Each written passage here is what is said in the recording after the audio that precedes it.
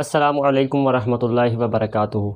آج کی ہم اس الفرقان سیریز میں سورۃ الفاتحہ کی آیت نمبر 3 کو سمجھنے کی کوشش کریں گے۔ مالک یوم الدین، یہ صرف 3 الفاظ نہیں، یہ پوری انسانی تاریخ، نفسیات، اخلاق، سیاست، طاقت، انصاف، خوف، امید، آخرت، وقت، کائنات اور انسان کی اصل حقیقت کو ایک جملے میں سمیٹ دیتی ہیں یہ آیت۔ تو اسے پہلے لفظ بلفظ ڈی کوڈ کرتے ہیں، اس کے بعد لیئر با لیئر اس کے سمجھنے کی کوشش کریں گے۔ اس آیت میں 3 لفظ ہیں، مالک، یوم اور دین۔ لفظ مالک عربی اور اردو دونوں میں ایک ہی معنی کا اثر رکھتے ہیں، لیکن اس آیت کی نبی علیہ السلام سے 2 قرأتیں منسوب ہیں۔ پہلی مالک الف کے ساتھ اور دوسری ملک بنا الف کے ساتھ مالک۔ مالک کا عربی اور اردو دونوں میں ایک ہی جیسا معنی ہوتا ہے، تو مالک کا مطلب مالک، لیکن ملک کا مطلب ہوتا ہے بادشاہ۔ اور اس آیت میں یہ دونوں لفظ آئیں گے تبھی اس آیت کو ہم مکمل طور پر سمجھ سکیں گے۔ وہ کیسے، میں آپ کو ایک مثال کے ذریعے سے سمجھاتا ہوں۔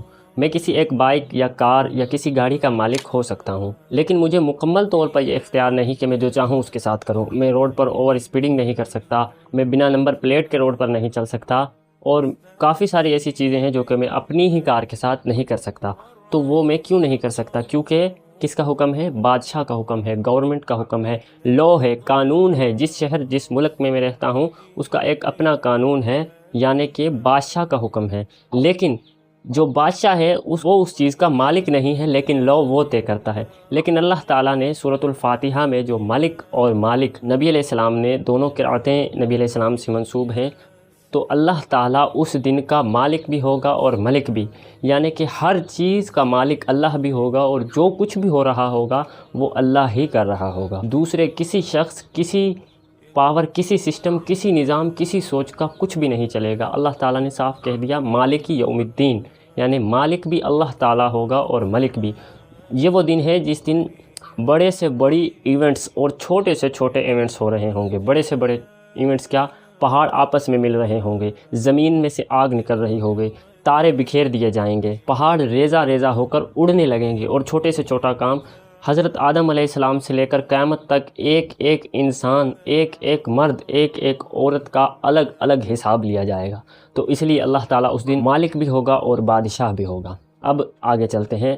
یوم، جو لفظ یوم ہے عام طور پر اس کا ترجمہ کیا جاتا ہے دن، لیکن عربی میں یوم کا مطلب ہوتا ہے وقت کے لیے استعمال ہوتا ہے۔ کوئی وقت، کوئی لمحہ، کوئی فیز، یعنی وہ جو لمحہ ہے۔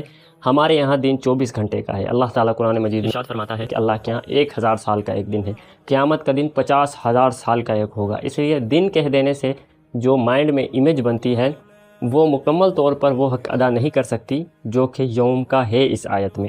اب تیسرا لفظ دین، یہ عربی کے ان الفاظوں میں سے ایک الفاظ ہے جو کہ اپنے اندر معنی کی پوری کائنات سموئے ہوئے ہیں۔ دین کا لفظ عام طور پر قرآن مجید میں کئی مقامات پر اور کئی سیاق و سباق میں الگ الگ آیا ہے۔ دین کے معنی ہوتے ہیں اردو میں کئی سارے، جس میں سے جزا، بدلہ، حساب اور نظام۔ تو چلیے ابھی اس آیت کو لیئر بائی لیئر اس کا ترجمہ دیکھتے ہیں۔ 3 ترجمے میں آپ کو اس کے بتاؤں گا الگ الگ۔ پہلا اور سب سے عام ترجمہ جو کہ ہر ترجمے میں مل جاتا ہے، روز جزا کا مالک۔ اور دوسرا ترجمہ، وہ دن جب ہر دین، ہر نظام، ہر قانون ختم ہو جائے گا، صرف اللہ کا دین باقی رہے گا اور وہی ہر چیز کا مالک ہوگا۔ آج دنیا میں بھی اللہ ہی مالک ہے، لیکن اس دن یہ بات ہر ذرے پر ظاہر ہو جائے گی کہ مالک آج بھی اللہ ہی ہے، لیکن اس نے ایک پردہ رکھا ہوا ہے، عقل والوں کے لیے نشانیاں رکھی ہوئی ہیں، لیکن اس دن تمام کے تمام انسانوں کے سامنے سے وہ پردہ ہٹ جائے گا، یعنی کہ یہ امتحان کی گھڑی ختم ہو جائے گی اور ہر ذرے پر یہ حقیقت کھل جائے گی کہ مالک در حقیقت اللہ ہی ہے۔ تو اگر ہم اس پوری صورت میں اس کی آیت کی پوزیشن دیکھیں تو اتنی پرفیکٹ ہے۔ پہلے اللہ تعالیٰ نے انسان کو سکھایا کہ وہ اللہ تعالیٰ کی حمد بیان کرے، الحمدللہ رب العالمین۔ اس کے بعد الرحمن الرحیم۔ اب یہ کہنے سے انسان کے دل سے خوف ختم ہو جاتا ہے، یعنی کہ اسے ایک بے خوفی سی محسوس ہوتی ہے کہ اللہ تعالیٰ آسمانوں اور زمین اور جو کچھ اس کے درمیان ہے اس سب کا اب ہے۔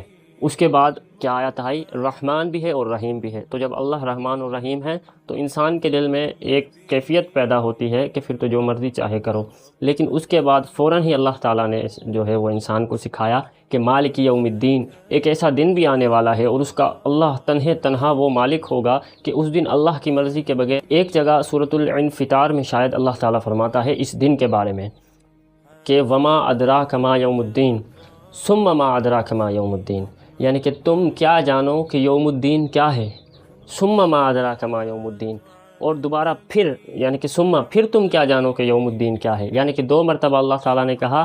وہ اس کا مطلب یہ ہے کہ اللہ تعالیٰ کہہ رہے ہیں کہ یہ وہ دن ہے کہ اللہ تعالیٰ تمہیں سمجھا رہا ہے، بتا رہا ہے، لیکن تمہارے ذہن اور تمہارا شعور اتنا جو ہے اس قابل نہیں ہے کہ اس میں یہ دن کی اہمیت اس طرح سے آ سکے جس طرح کہ یہ دن ہے۔ بس جتنی تمہارے ذہن میں اس کی اہمیت آ سکتی ہے اتنی ہی اللہ تعالیٰ نے تمہیں بتا دی ہے، کہ تمہارا ذہن اس قابل ہی نہیں ہے کہ تم جان سکو کہ یوم الدین کیا ہے۔ اب جب ایک انسان یہ جان لے کہ الحمدللہ رب العالمین الرحمن الرحیم مالک یوم الدین، تو اس کے بعد اس کا کیا رد عمل ہونا چاہیے، یہ ہم اگلی ویڈیو میں بات کریں گے۔